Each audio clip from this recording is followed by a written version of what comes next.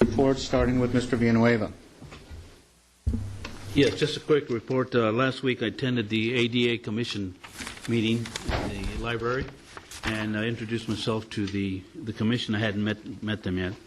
One of the items that they were going over was the audit of the Disabilities Act in the City Hall, and the city did receive some pretty good grades as far as meeting disability acts, and I'm looking forward to attending some more of their meetings. Thank you. That's it. Thank you very much. Mr. Johnson. Thank you, Mayor. Today I had the honor to go down to the Cancer Treatment Centers of America facility down in Goodyear, and it's truly a unique facility. They've been a major supporter in the area, employment not just in the Goodyear, but they're a major sponsor of an event here in Surprise, and it's just something to behold. It's really cutting edge, it's innovative, and very impressive, but they're very involved in all the communities in the West Valley, and I wanted to thank them for that. And if you ever get a chance to go down there and take a tour, I'm sure if you call ahead they would be honored, but it is something to see. Next, real quick, I want to thank the fire department for the NIMS testing and all the council members that went through there. They did it personally for me, and I'm grateful for that because I couldn't make it, but they did that, and I wanted to thank them for that. I had the pleasure to go to a flag dedication at the Mondale House with Councilman Skip Hall, and Donna Jones requested it, and those are always a very touching time, and those are things where we like to go and do those things, and it's an honor for us to be there, and I thank the Mondale House, and I thank Donna Jones for inviting me. That's it, Mayor. Thank you very much, Mr. Hall.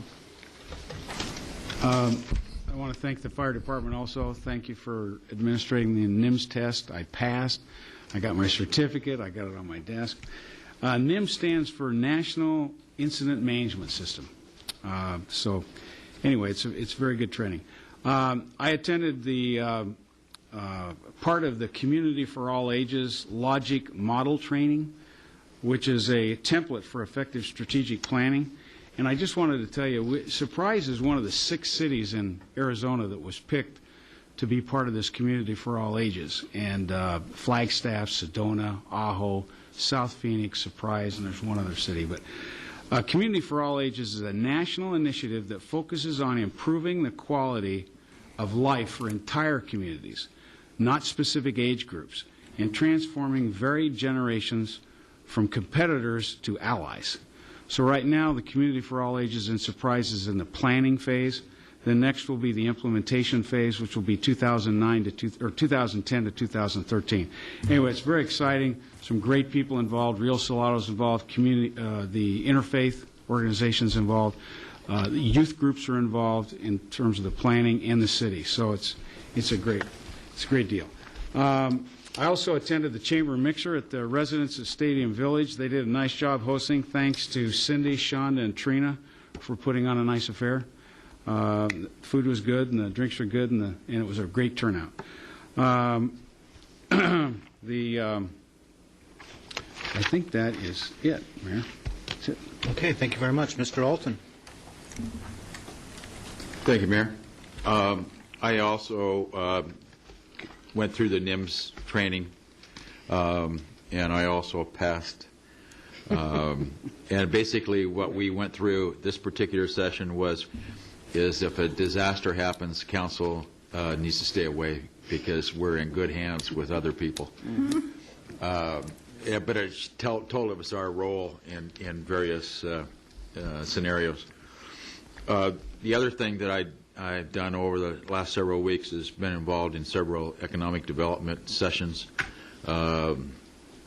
whereas businesses have come to the city and have discussed their proposals and are looking for a site to locate their business. I relish that opportunity to do that anytime I have a chance, because I think the more involved, the better off we are as a city, and that if we can come out in joint force with elected officials as well as staff members, it really does make a statement to all those people who are visiting our city. That's it, Mayor. Thank you. Thank you, sir. Mr. Williams? Yeah, thank you, Mayor. This week I had the pleasure of meeting again with the planning committee for our Surprise Youth Leadership Program. We had our pilot program last year, and we've got 3 young ladies here in the audience that I'm going to turn over the rest of my time to. The Youth Leadership Program is about getting students engaged in community, finding a need and filling those needs. And these 3 young ladies were very involved in the program and are having a significant impact in the community. So they're going to come on up and give us an update.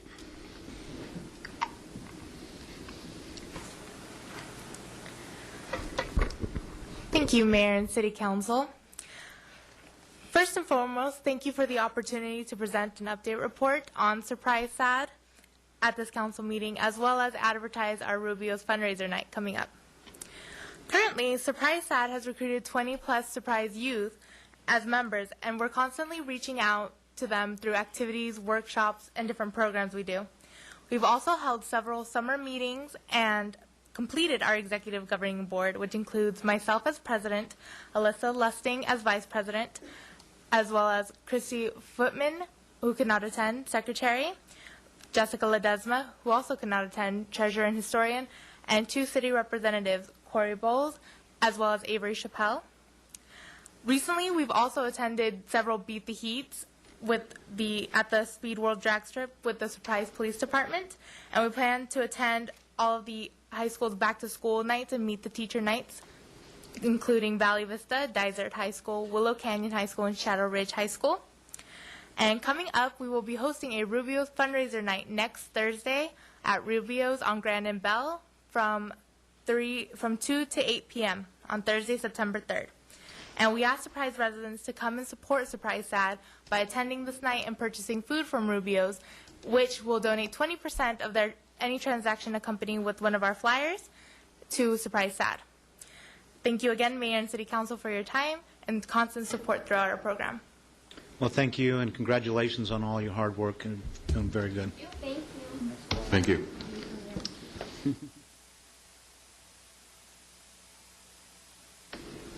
Thank you. And that's all I have, Mayor. Thank you. Vice Mayor just reminded me that we want to make sure that everybody knows that SAD, S-A-D-D, Thank you, stands for Students Against Destructive Decisions. So we really appreciate this group. Mr. Longabaugh, your report, please. Thank you, Mayor. In my monthly meeting with the chiefs of fire and police, I learned that September is going to be a disaster and emergency prepared month. So if a disaster strikes, we should be prepared. The department's going to be conducting 4 separate trainings in home emergency preparedness next month, starting on Tuesday, September 1st from 9:30 to 11, Monday, September 14th from 6:30 to 8:30 p.m., Thursday, the 17th from 9:30 to 11:30, and Thursday, the 24th from 6:30 to 8:30. You only have to attend one of these classes, but if you'd like to register and get some more information, please call 222-5400.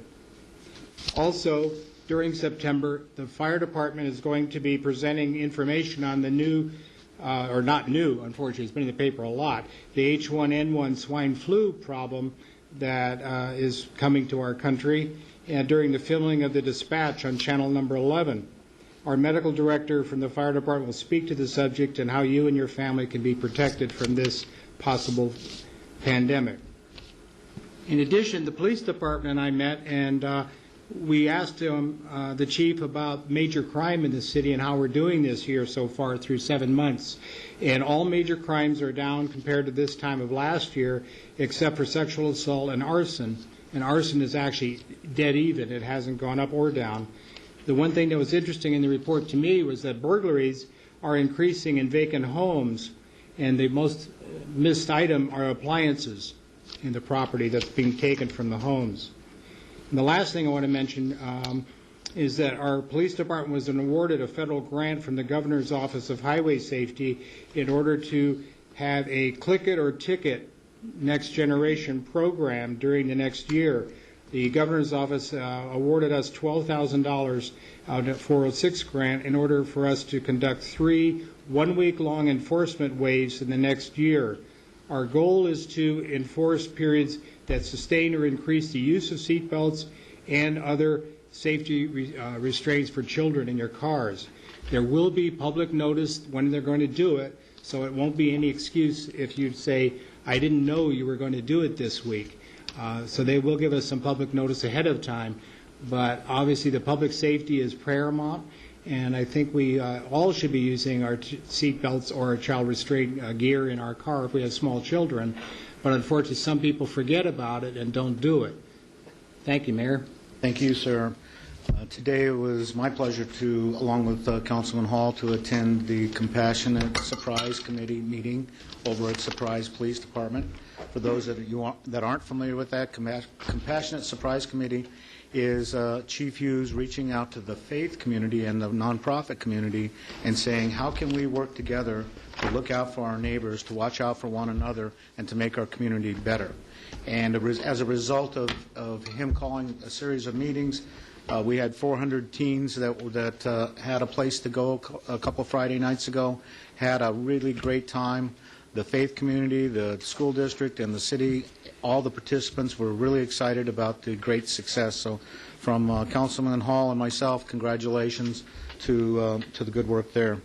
Also recently attended environmental impact study for Luke Air Force Base preliminary meeting.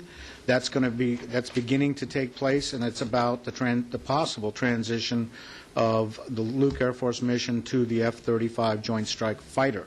And so that's very, very important to our local economies. It's very, very important to many of us who have neighbors that work for or with Luke. And so you'll be hearing more about that in the future.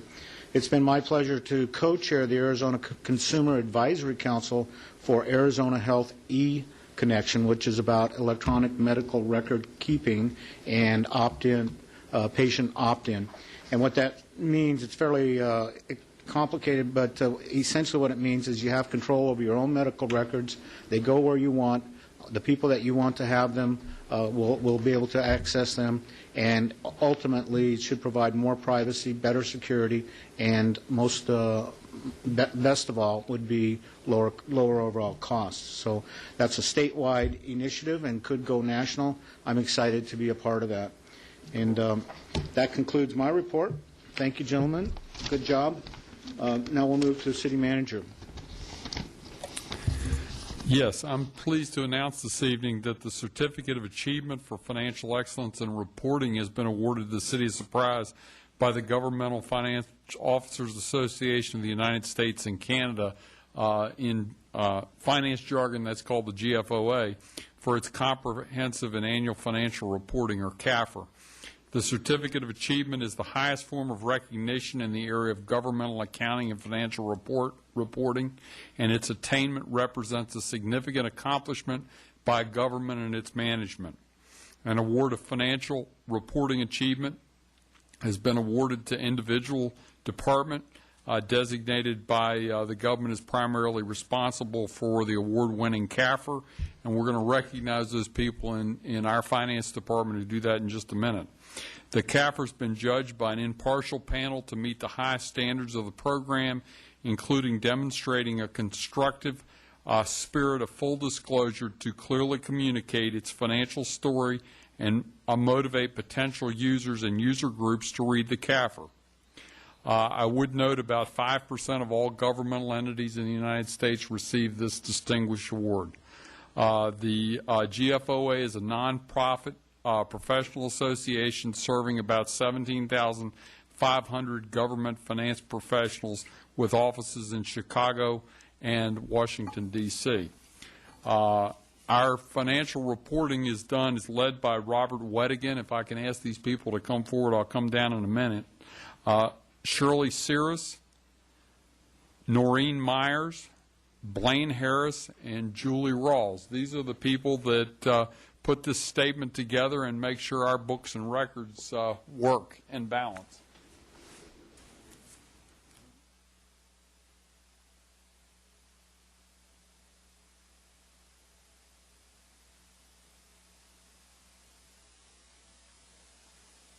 leadership. Thank you.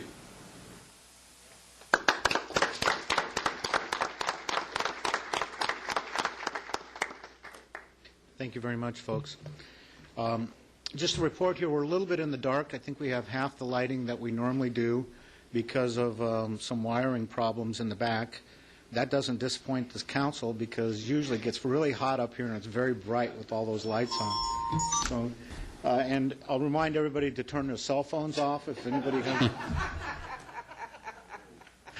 Does that conclude your report? That concludes my report. Thank you. This is the point that we have the call to the public. If there's anybody from the public that would like to speak on any non-agendized item, they may come forward. Do we have anybody from the public?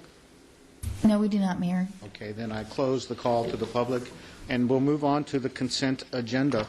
Gentlemen, is there anybody that would like to pull or question anything, any item on the consent? May I have an action, please? Move approval of the consent agenda. Second. Motion and a second. Please cast your vote.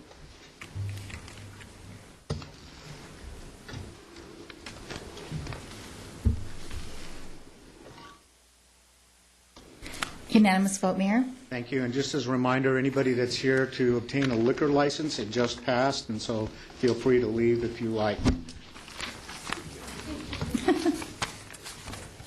Okay, we're moving on to a regular agenda, item number 14. Consideration and action on appointing the following to the Community Development Block Grant Commission, CDBG, Nicholas Roberts, Fred Watts, Lisa Wade, Rick Deneen, and Johnny Montoya. Mr. Longabaugh, are you speaking on this item? I will, if you'd like. I had the pleasure, along with Councilman Hall and Councilman Villanueva, of interviewing several citizens in our city and recommending these 5 individuals. And I'd like you all, if you would, to stand up when I name you so that the council will see who you are. Nicholas Roberts, Fred Watts, Lisa Weedy, Rick Deneen, and Johnny Montoya. These are the 5 newly to be appointed members of our brand new Community Development Block Grant Commission, and I so move. Second. All in favor, please cast your vote.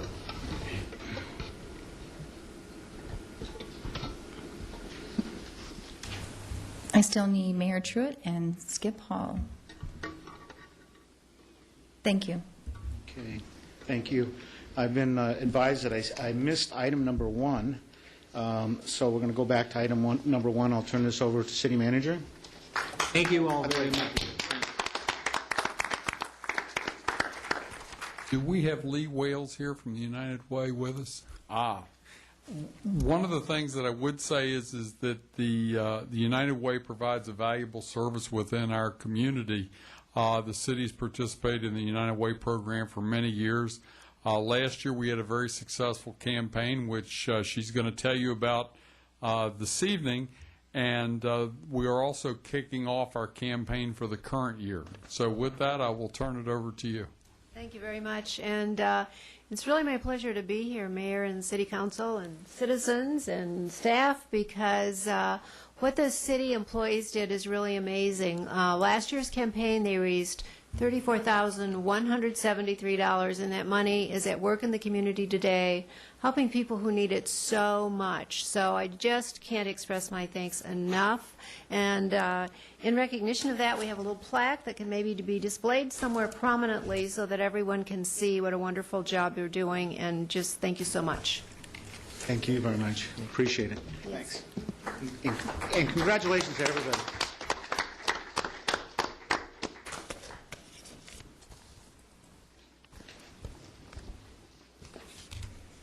Okay, we'll go to item number 15. Thank you. Consideration and action on mutual termination of the Heard Museum lease and associated budgetary transfers. Beckley. Good evening. Tonight we have a motion before you to recommend the mutual termination of the Heard Museum lease. This has been negotiated, and the document is before you as far as a termination. All terms of the original agreement have been declared null and void, and it's mutual parting the ways at this point. I'd answer any questions that you may have. Yeah, thank you, and it's a sad note that we're losing the herd, but we recognize the issues that this current economy brings us, and we wish the herd the very, very best and hope that they'll be sustainable for many, many years to come at their current main location in Phoenix. And we hope to see them come back to Surprise with presentations and participation in some of our events. So, Councilor, are there any questions on this mutually agreeable item? Yes, I got a question. Mr. Hall? I just want to clarify, I thought it was September 30th, but it's moved back to August 31st? Yes, it's September 30th is the Oh, correct because in date. our agenda it says August 31st. The date was mistakenly put in there, but it is corrected. It's to September 30th. September And 30th, yes. The reasoning for the September 30th date is that coincides with the end of the fiscal year for the Herd Museum. That was their preference. No other questions? May I have a motion? Move to approve the mutual termination of the Herd Museum lease agreement effective September 30th, 2009, and authorize the city manager to sign the agreement on behalf of the city and to approve the associated budgetary transfers. Second.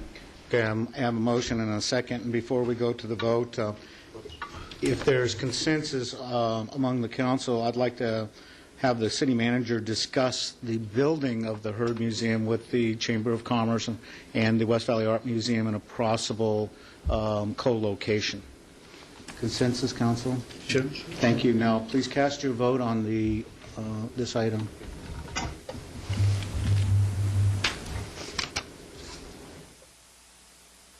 Thank you. Unanimous vote, Mayor. Okay, thank you very much. We're going to move on to item number 16, and this is for us, council. Mr. Williams, you have something you'd like to place on a workshop or a future agenda? Yes, Mayor. One thing I'd like to see come back are potential options.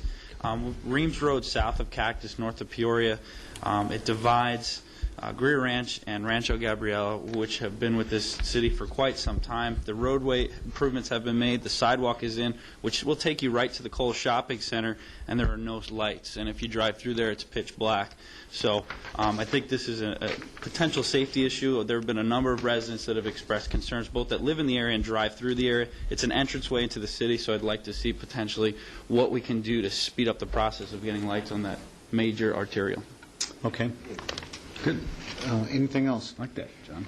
That's good. Okay, hearing none, we'll move on. And just as a reminder to the audience, because of the lighting difficulties, we went into items number 17 and 18, well, actually 17 executive session at the beginning of the meeting, came out, reconvened, no action was taken as a result of the executive session. Therefore, this meeting is adjourned.